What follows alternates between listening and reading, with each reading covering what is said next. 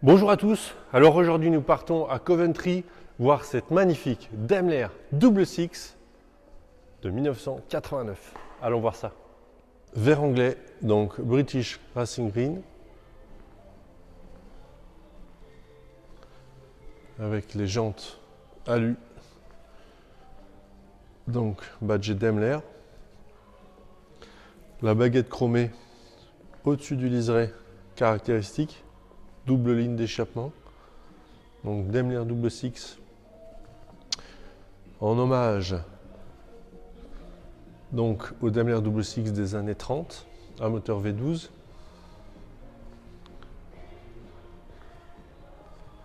Configuration de couleur vraiment classique, typiquement Jaguar. On notera la présence des feux anti-brouillard à l'avant et cette fameuse calandre Daimler et l'adoption d'essuie-glace sur les phares avant. Le capot, donc avec, vous voyez, ces lignes de fuite. Et l'intérieur spécifique à la Daimler, avec ces sièges, et notamment les mousses de sièges qui sont caractéristiques, qu'on leur reconnaît tout de suite. La partie boiserie, donc logoté Daimler, les surtapis en peau de mouton très épais et la sellerie arrière, donc double siège, donc séparé avec les lumières donc de courtoisie, un accoudoir central. L'intérieur qui est d'une couleur, je dirais, beige. Ciel de toit, parfait état. Les boiseries ici sur les portes. Les petites lumières de courtoisie, en tout cas de gabarit ici rouge. Je trouve que c'est du plus bel effet. Baguette Daimler d'entrée de porte. Ce qui est toujours original dans ces Daimler Double Six série 3, on va dire dans toutes les séries 3, parce que les 6 cylindres ont le même système. Vous avez une trappe à essence, et une deuxième trappe à essence, 45 litres dans chaque réservoir, avec un basculeur gauche-droite pour changer de réservoir. Tantôt la pompe pioche l'essence dans le réservoir de gauche, tantôt dans celui de droite. Imaginez la tête du monsieur qui est derrière vous à la pompe, qui vous voit terminer un premier réservoir, qui se languit d'être à son tour, et non, rebelote. L'intérêt aussi d'une berline série 3 est pour partir en week-end ou en vacances. Vous retrouverez ici le cric d'origine dans sa housse Jaguar, un sac avec notamment boîte d'ampoule, gilet, triangle, la trousse à outils Jaguar d'origine. On retrouvera ici la batterie qui est positionnée dans le coffre sur les séries 3 V12, notamment sur les dernières, avec ici un coupe-batterie qui a été installé. Ici, nom d'origine, un chargeur 10 CD Sony. Ici, donc, le compartiment arrière, donc côté gauche. Regardez la fraîcheur des fauteuils. Côté conducteur, les cuirs sont dans un état vraiment exceptionnel, ce qui corrobore le kilométrage très faible de cette Daimler Double Six de 34 495. Allons voir maintenant le cœur de la belle, donc ce fameux V12 5 litres 3 Jaguar, sorti en 1972, qui a fait partie de la renommée des Jaguar 12 cylindres. Compartiment moteur qui est très propre. On voit ici que la partie climatisation vient d'être remplacée complètement. Les tuyaux, le compresseur. Ici on voit la partie régulateur de vitesse. Vous voyez, c'est une injection, donc un injecteur par cylindre. Donc injection dans la tubulure d'admission, donc injection indirecte, essence. Ici, voilà, tout est révisé, prêt à partir, rien de particulier. Compartiment moteur côté passager. Ici on voit qu'il s'agit d'une des dernières versions équipées de l'ABS, d'où l'adoption de la batterie dans le coffre, puisque la batterie était initialement montée ici.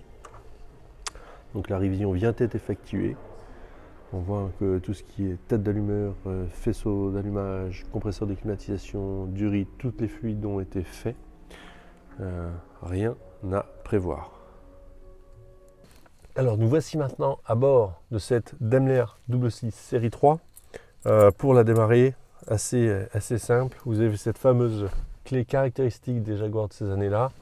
Vous voyez, avec une espèce de rectangle, anneau, plastique noir. Bon, c'est pas très beau. On tourne la clé.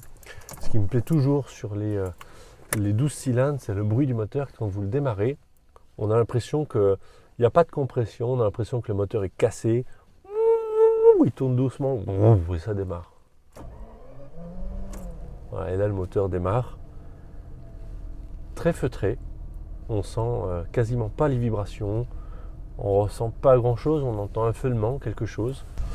Alors c'est ici une boîte General Motors, donc out la boîte Borg Warner qui était montée sur les premières. Ici c'est une boîte américaine. Ils se sont donc adossés comme Rolls-Royce aux meilleures boîtes existantes, les boîtes issues des Cadillac notamment. Ici donc accouplé au V12, donc 5 litres 3. Qui est sorti donc sur la berline XJ en 72, date d'ailleurs, année d'ailleurs à laquelle le patron de Jaguar, William Lyons, a pris sa retraite, a quitté et vendu Jaguar.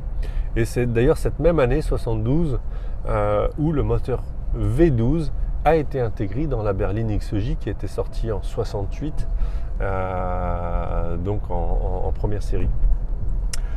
Ce moteur 12 cylindres arrive donc en 1972 dans la berline Jaguar et c'est un nouveau patron qui arrive également en 72 et qui avait couru à l'époque en Daimler 66 dans les années 30 dans un fameux rallye en Angleterre. Et donc en hommage à ce rallye qu'il avait fait en Daimler 66, donc un moteur V12 dans les années 30, il a donc décidé d'appeler la nouvelle Jaguar V12 Double Six, donc chez Daimler, qui est la finition luxueuse de chez Jaguar.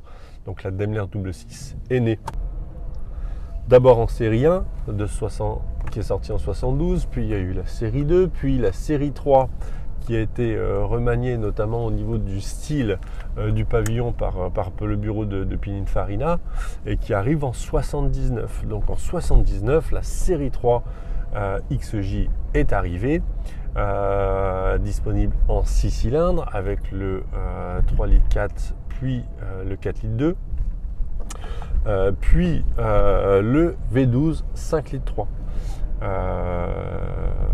et donc si vous voulez, vous avez toute cette gamme là qui est disponible jusqu'en 86, année de l'arrêt de la série 3 en 6 cylindres, remplacée par la XJ40, mais la 12 cylindres, le moteur 12 cylindres n'est toujours pas intégré dans la nouvelle caisse de la XJ40 pour les problèmes techniques. Je crois me rappeler que le moteur rentrait pas dedans ou quelque chose comme ça. Ce qu'il en résulte simplement, c'est que le moteur V12 est commercialisé sous la carcasse de la série 3 de 86 à 92 en parallèle de la nouvelle voiture XJ40. C'est complètement aberrant. Ça montre à quel point Jaguar a merdé complètement sur l'étude d'intégration de la mécanique dans cette voiture. Et donc vous avez en parallèle et la nouvelle Jaguar XJ40, mais dans laquelle on ne peut pas mettre le nouveau moteur V12, enfin le moteur V12, et l'ancienne caisse série 3 dans laquelle on laisse le moteur V12. Et cette situation perdure de 86 à 92 où on réussit enfin à mettre ce moteur V12 dans la XJ40 et on réussit à faire la nouvelle Daimler Double 6 en XJ40. Il en résulte, si vous voulez, une production sur la série 3 de l'ordre de 138 000 voitures. Sur ces 138 000 voitures, il y a eu environ 10 000 série 3 12 cylindres Jaguar et Daimler. Ce qui en fait un véhicule assez rare, c'est un véhicule assez coûteux à l'époque et assez luxueux. La Jaguar, c'est une des premières Jaguar berlines, c'est une des premières berlines de la production de la nouvelle ère à avoir un moteur 12 cylindres. C'est un moteur qui faisait 300 chevaux et puis dont la puissance a été réduite en 89 à cause de l'adoption des catalyseurs, donc pour la baisse de l'émission des CO2, donc réduite à 260 chevaux. Mais honnêtement, que ça fasse 260 ou 300 chevaux, de la manière dont on conduit une auto comme ça, filet de gaz à l'anglaise, on laisse la voiture avancer, c'est très silencieux, très coupleux, très feutré, on est dans un autre temps et ça reste une auto, en tout cas pour les dernières années, ça reste une auto très fiable. Le moteur V12 subit beaucoup de critiques, mais le moteur est l'un des plus fiables de la gamme Jaguar qui existe. C'est un moteur que l'on n'ouvre quasiment jamais, d'une fiabilité 200 000 km sans aucun problème. Ce qui pose problème, entre guillemets, ce sont les périphériques qui ont tendance à chauffer un petit peu, lié au compartiment moteur qui lui est un petit peu rempli. Il y a beaucoup moins d'air libre et de place vacante dans le compartiment moteur de cette série 3, ce qui fait chauffer les périphériques, donc tout ce qui est durite, collier, fil électrique, tout ce qui est démarreur, alternateur. Donc tout ça, on va dire, c'est de l'entretien courant. Donc là, effectivement, c'est une voiture qui va demander un entretien courant un petit peu plus important qu'une 6 cylindres, mais la grosse mécanique, que ce soit le moteur, la boîte de vitesse, le pont, extrêmement fiable sur une série 3. Voilà. Ici, cette voiture a été livrée neuve au Japon. C'est donc un Français qui a ramené cette voiture dans ses bagages. C'est une voiture qui est très agréable à conduire, très douce dans la transmission, les jeux, etc.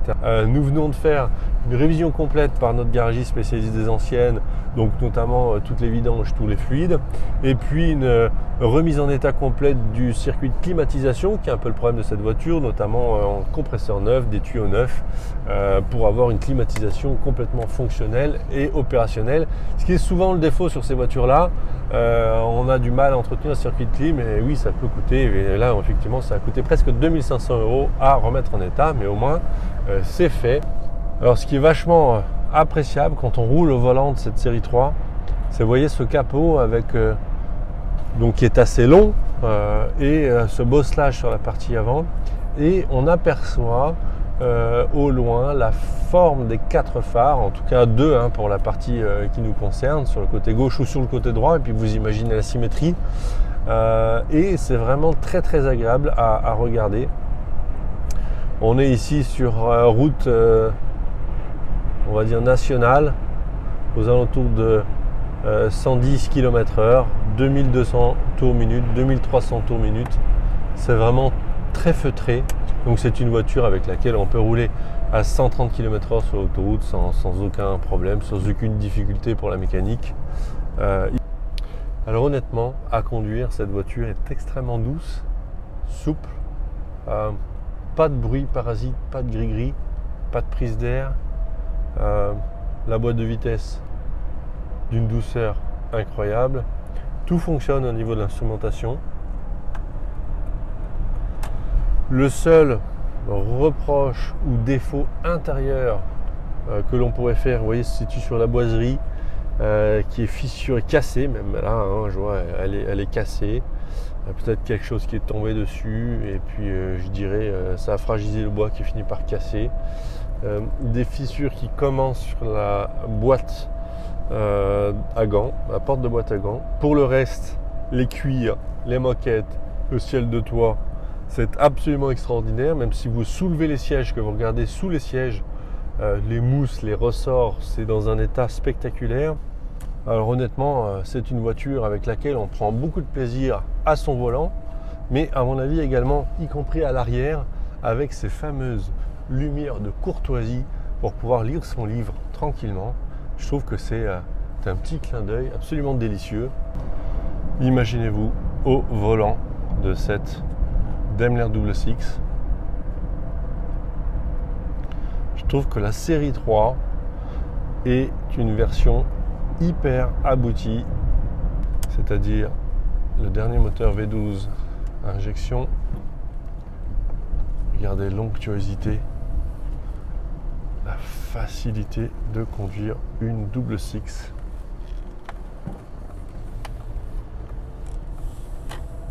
Tout est facile, la direction, le frein, le clignotant.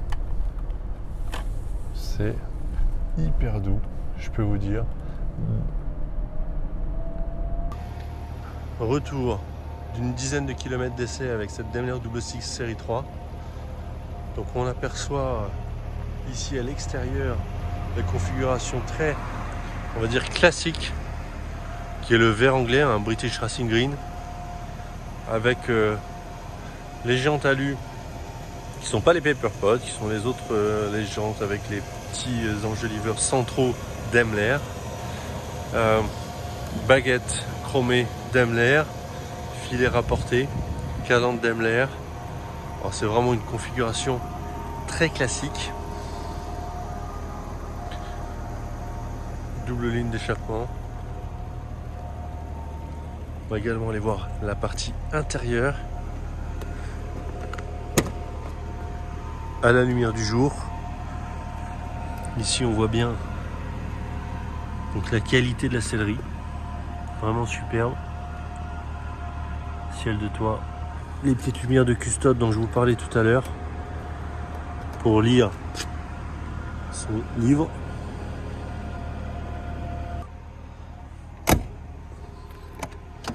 Également la partie avant, toujours la qualité de la sellerie, le ciel de toit. Vraiment ce qu'on peut reprocher un petit peu, je dirais, c'est la boiserie. Et on le voit ici qui est cassé malheureusement. Allons voir les dessous de cette série 3 Daimler Double Six. Tour d'aspect général pour la belle. Ce qui est intéressant, c'est de regarder comme la voiture est extrêmement saine. Les planchers ici sont d'origine, Blackstone d'origine, droit, fin, pas bricolé. Vous voyez les intérieurs, vous voyez au niveau de la soudure, la jonction. Vous voyez les cols de signe arrière de la partie châssis. Ici, regardez le dessous du coffre, Blackstone d'origine, droit, pas abîmé, pas bricolé. On revient également ici, vous voyez sur les cols de signe, vous voyez ici le point de fixation, les planchers. Regardez, tout est d'origine, beau, sain, pas enfoncé, pas bricolé. Ça, c'est vraiment un plaisir des yeux. Sur l'aspect mécanique maintenant, les pneumatiques sont en parfait état.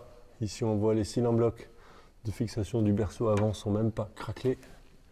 Ici, les cils en bloc, vous voyez, de bras inférieurs de suspension sont en parfait état. Également ici, on voit que les rotules de direction sont en parfait état. Les soufflets de crémaillère de direction également, gauche et droite. On voit que l'étanchéité de la crémaillère est bonne. Rien à dire. Idem côté droit. On voit que tout ce qui est cils en bloc, tout ça c'est en excellent état. Rien à dire. On voit ici que les rotules inférieures de suspension, ici c'est les nouveaux modèles, c'est les rotules inférieures de suspension DJ40, donc sans graisseur. Graissage à vie, ici tout est parfait. Rotules supérieures également. Plaquettes de frein, dont disques et plaquettes de frein ont été remplacés. Non pas parce qu'ils étaient usés, mais parce que les disques vibraient, tout simplement. Ici, on est sous la partie carter inférieur, carter d'huile. Donc ici, on voit quelques gouttes. L'étanchéité n'est jamais parfaite sur ces moteurs-là, mais là est tout à fait correcte et conforme. On peut même dire que c'est un moteur quasi étanche pour une Jaguar. Vous aurez toujours quelques petites gouttes au sol. Ici on voit la fraîcheur de la visserie, les plans de joint, le carter qui n'a pas un coup, rien. Il a un peu de crasse, de graisse cuite d'origine, rien de spécial. Ici on voit les deux tôles de protection des échappements. On voit que c'est une version catalysée, là ici les catalyseurs, les sondes lambda qui sont un peu plus hauts.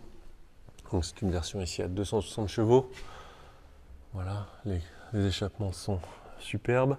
Ici on voit que c'est une boîte donc hydramatique, une boîte GM400. Donc une boîte extrêmement robuste, douce. Et oui, c'est une boîte d'origine Cadillac. Étanchéité, franchement, il n'y a pas grand chose à dire. Ici, on arrive sur la partie arbre de transmission. Pas grand chose à signaler. Ici, regardez également la fraîcheur de l'échappement. Tout ça sont des tôles de protection. Ici, on arrive sur la partie essuie-arrière, qui est l'essuie-arrière typique qui équipe quasiment toutes les Jaguars de cette époque-là. Que ce soit les Type E, les XJ, les 420, etc. Ici, on voit l'étanchéité du nez de pont qui est vraiment parfaite. Ici, au niveau du différentiel, une petite goutte arrière. Voilà, c'est vraiment rien du tout. Ce qui est intéressant, vous voyez, 2,88, c'est que cette Daimler est équipée d'un pont long, le pont le plus long en 2,88 pour 1, ce qui vous confère une vitesse sur l'autoroute avec un régime moteur très bas. Donc ça, c'est vraiment idéal pour les routes européennes, pour se balader. Ici, on voit également idem, vous voyez, tout ce qui est cylindre bloc, ça c'est les tirants de bras. Donc le cylindre bloc avant, cylindre bloc arrière. Franchement, il n'y a rien à dire. Ici, on pourrait lui concéder une micro-fissure, mais alors pour dire d'être exigeant, franchement, il n'y a rien à faire pour l'instant. La voiture sort de révision, les amortisseurs sont en parfait état. Ici, on voit les capteurs ABS qui sont ici, la voiture est équipée de l'ABS. Voilà, ici les disques de frein sont en inboard, collés sur le pont arrière, typiquement Jaguar. Rien à dire sur l'aspect général de cette voiture.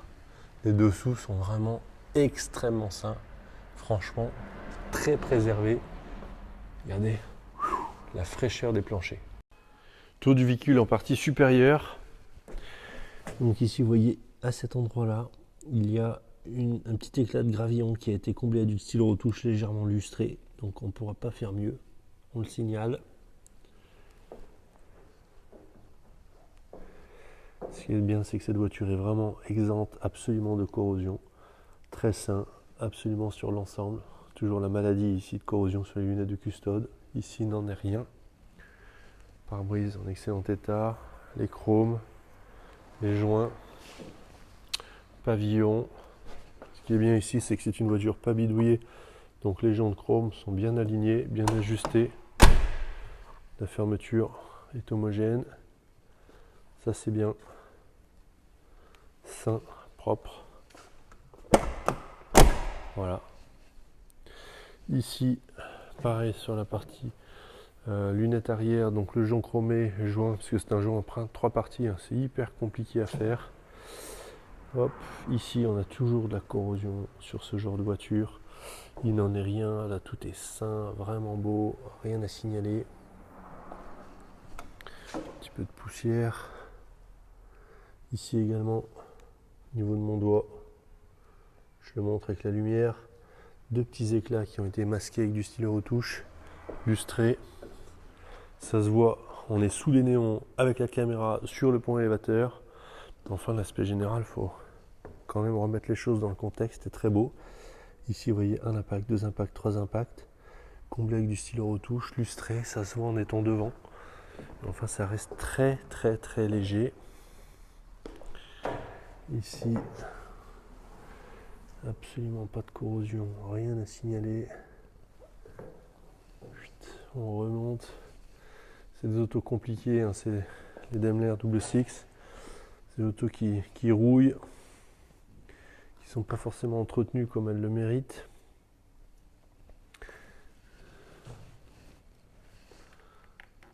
Alors ici on a un petit défaut dans la peinture. C'est une voiture qui a été repeinte. Là ici on voit une fissure dans la préparation qui fait environ 10 cm.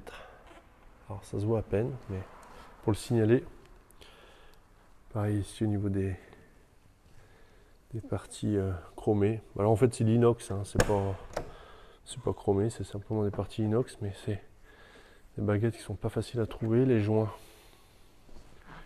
sont en parfait état. Fermeture homogène, aisée. Les vitres, non, tout est homogène. Hop, c'est également du pare-brise. Ouais, non, ça c'est beau. Il n'y a pas de corrosion, rien, c'est vraiment superbe. Un petit peu de poussière là, spécial. C'est quoi ça? Non, la poussière. Hop. Il semble y avoir quelque chose d'autre à vous signaler. Alors, qu'est-ce que c'est? Ici, on a un petit éclat de gravillon devant mon doigt. Voilà. Ah oui, voilà, c'est ça. Je voulais vous montrer ça également. Donc ici, vous voyez, on a une petite rayure qui a été faite dans la peinture, comblée avec du stylo retouche repoli. Honnêtement, quand on est devant la voiture, ça se voit pas, mais nous, on le signale. Également, on a la même chose ici. Devant mon doigt, pareil, il devait y avoir une rayure, une petite retouche qui a été faite au stylo, ça ne se voit pas, et on a la même là. Voilà. Donc, vous voyez, là on est à 1 mètre, ça ne se voit plus. Ça permet de garder, comment dire, un maximum l'auto dans son jus, même si elle a déjà été repeinte, mais je suis un peu contre repeindre les autos sans arrêt. Il faut les laisser vivre aussi dans la mesure du possible, quand c'est impossible de la laisser dans son jus, entre guillemets, que ça reste présentable, homogène. Voilà, rien d'autre à signaler. Alors nous arrivons à la fin de présentation de cette dernière Double Six. Ce qui me plaît tout d'abord, un des derniers exemplaires produits, bien pour la fiabilité, ça c'est vrai, ABS, ça c'est pratique. Ce sont des exemplaires avec les dernières injections. C'est, quoi qu'on en dise, très fiable, utilisable au quotidien si je puis dire, même s'il faut la garder et la préserver en collection, mais en tout cas vous pouvez partir en vacances, partir en week-end sans trop d'arrière-pensée. La configuration de couleur est tout à fait classique, le vert anglais en finition Daimler avec les sièges séparés, cet intérieur cuir beige qui est du plus bel effet. C'est une voiture qui a été livrée neuve au Japon, donc on sent que cette voiture a été bien utilisée et elle a eu une belle vie puisque c'est une voiture qui est exempte de corrosion, qui est vraiment très saine, qui certes a été repeinte, a eu un voile de peinture sur l'ensemble. On aimerait trouver une Daimler Double Six en peinture d'origine avec 34 000 km dans un état exceptionnel. Malheureusement, c'est assez rare sur des voitures qui ont une trentaine d'années. Elles subissent toujours des petites rayures à gauche, à droite. Cette voiture-là, elle est en excellent état, même si elle n'est pas parfaite, hein, on en est bien conscient. Cependant, elle mérite de trouver la maison d'un nouveau collectionneur qui va la bichonner, qui va en prendre soin, qui va l'utiliser et qui va prendre beaucoup de plaisir avec. Et ça, on en est certain. N'hésitez pas à venir à la galerie quand vous le souhaitez. Vous serez toujours les bienvenus. À bientôt. Au revoir.